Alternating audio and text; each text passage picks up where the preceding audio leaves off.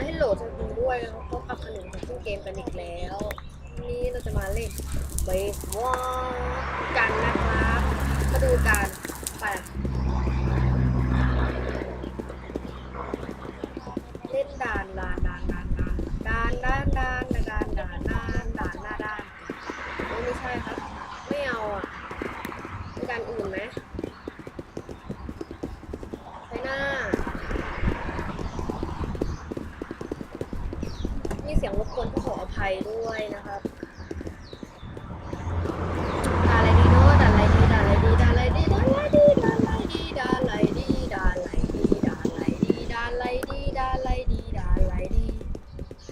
เดี๋ยวขอตัดไปช่วง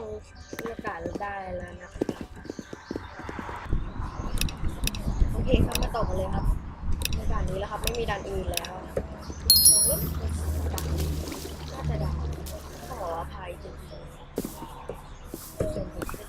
ๆสองนี่ไม่ถึง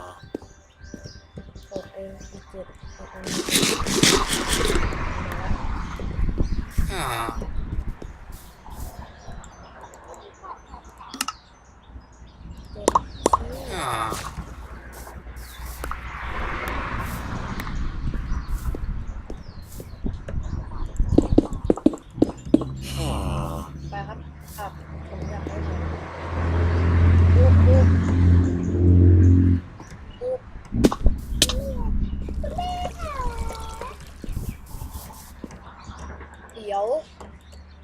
เดินโตไป